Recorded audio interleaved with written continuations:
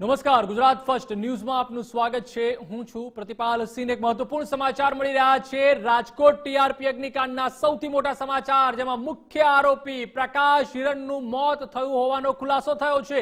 DNA રિપોર્ટમાં મોત થયું હોવાનું સામે આવ્યું છે। મુખ્ય આરોપીને તેના જ કર્મોની સજા મળી છે। ટીઆરપી ગેમ ઝોનનો ભાગીદાર હતો પ્રકાશ હિરણ।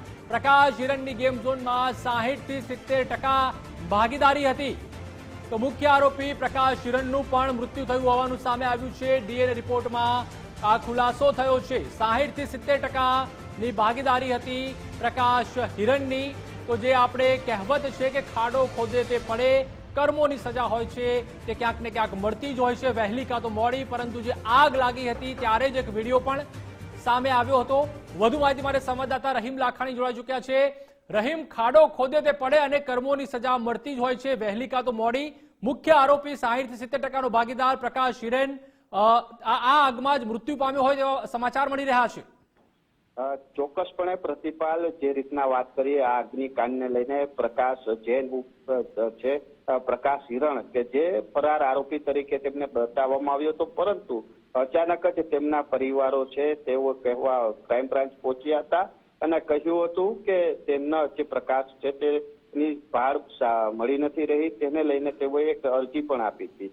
જો કે ત્યારબાદ છે તેના માતાનો ડીએનએ રિપોર્ટ છે તે કરવામાં આવ્યો હતો અને ત્યારબાદ આજે સાંજના રિપોર્ટ છે તેમાં આવ્યો છે ને તેમાં પ્રકાશ હિરણનું પણ જે મૃત છે તે અગ્નિની અંદર જ થયા હોવાની વિગત સામે આવી છે। એટલે કહી શકાય કે મુખ્ય આરોપી પ્રકાશ હિરણ છે તેનું પણ આ જ અગ્નિકાંડ, એટલે કે જેણે ખાડો ખોદ્યો હતો ત્યાં જ તેને પડવાનો વારો આવ્યો છે ને અંતે તે પણ અન્ય જે નિર્દોષ લોકો છે તેની સાથે આગની અંદર હોમાયા હોવાના સમાચાર સામે આવ્યા છે। એટલે મુખ્ય આરોપી તરીકે પ્રકાશ હિરણ હતો કે જેને 50 થી 60% જેટલો તેનો પણ હતો ને તે ભાગીદાર રહ્યો હતો।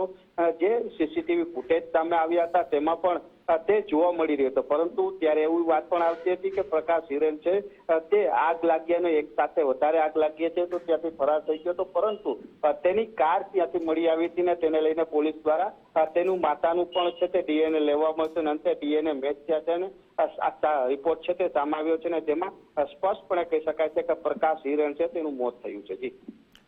જી આભાર રહીમ, સમગ્ર માહિતી સાથે જોડવા બદલ। વધુ માહિતી માટે સંવાદદાતા ઉમંગ રાવલ પણ જોડાઈ ચૂક્યા છે। ઉમંગ, જે મુખ્ય આરોપી હતો પ્રકાશ હિરણ તે જ આગમાં જે થોડા દિવસો પહેલા એટલે કે ગઈકાલે જે સીસીટીવી ફૂટેજ પણ સામે આવ્યા હતા અને દેખાયું હતું અને અત્યારે હાલમાં જે ડીએનએ રિપોર્ટ પણ સામે આવ્યો છે તેમાં સામે આવ્યું છે કે તેનું મૃત્યુ આ જ આગમાં બળીને થયું છે।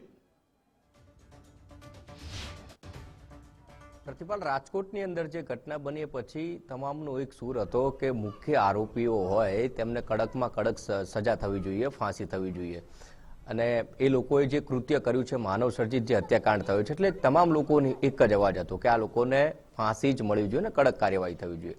આપણે ગુજરાતી એક કહેવત છે કે બધું અહીંનું અહીંયા જ છે, તમે જે પણ તમારા કર્મો કરો છો તેના ફળ તમારે અહીંયા જ ભોગવવાના છે। છેલ્લા 4 વર્ષથી આ પ્રકાશ અને તેના જે સાથીદારો ભાગીદારો હતા એક મોતનો સામાન ચલાવી રહ્યા હતા, ડેડ ઝોન ચલાવી રહ્યા હતા અને એમાં જ્યારે આગ લાગી ત્યારે પ્રકાશ ખુદ આની અંદર ભડથું થઈ ગયો છે અને એનું મૃત્યુ થયું છે। એના માતાનું બ્લડ સેમ્પલ લેવામાં આવ્યું હતું ને ડીએનએ છે મેચ કરવામાં આવ્યું ત્યારે પુષ્ટિ થઈ છે કે પ્રકાશ એ આગની અંદર જ હતો આગ લાગી ત્યારે, અને એના જે અસ્થિઓ જે મળી આવ્યા હતા એના પણ ક્યાંક સેમ્પલ મેચ કરવામાં એક વાતની પુષ્ટિ એફએસએલે કરી દીધી છે કે પ્રકાશનું જે ડીએનએ હતું એના મધર સાથે મેચ થયું છે, એનું મૃત્યુ થયું છે। એટલે અહીંનું અહીંયા જ છે, કર્મનું ફળ બધાએ અહીંયા જ ભોગવવાનું છે અને એના જ કારણે ક્યાંક પાપનો ઘડો એનો ભરાઈ ગયો હશે અને એ પાપનો ભાગીદાર 30 જેટલી જે જિંદગીઓ ગઈ છે આ રાજકોટ ટીઆરપી ગેમની અંદર, એનો સીધો જ હિસાબ કુદરતે કરી આપ્યો છે। કુદરતે જ તેને એનું ફળ આપી દીધું છે અને કર્મોના કુકર્મોના ફળ છે સીધું જ કુદરતે આપ્યું અને ક્યાંક એ જ કારણોસર છે એનું ક્યાંક મૃત્યુ ત્યાં થયું। સીસીટીવીની અંદર તે દેખાતો હતો, ત્યાંની કાર મળી આવી હતી, એના પરિવારજને પણ એક અરજી આપી હતી કે છેલ્લા જ્યારે આગ લાગી એ સમય બાદ પ્રકાશ છે તેનો કોઈ પત્તો નથી મળતો, એનો ફોન છે સ્વિચ ઓફ આવી રહ્યો છે, એ ક્યાં છે કંઈ ખબર નથી પડતી। ક્રાઇમ બ્રાન્ચ અલગ અલગ ટીમો બનાવી અને તેને શોધખોળ પ્રયત્ન કરી રહી હતી। આજે કોર્ટની અંદર જ્યારે ધવલ ઠક્કર નામના આરોપીને લઈ જવામાં આવ્યો ત્યારે પણ જજે પ્રશ્ન કર્યો હતો કે પ્રકાશ ક્યાં છે, ત્યારે પણ ક્રાઇમ બ્રાન્ચના અધિકારીઓને પોલીસો એક શંકા વ્યક્ત કરી હતી કે બની શકે કે પ્રકાશ છે આ જ અગનભઠ્ઠીની અંદર પોતાના જે કુકર્મો છે તેનું ફળ એને મળ્યું હોય અને કદાચ તે ત્યાં જ ભસ્મીભૂત થઈ ગયો હોય।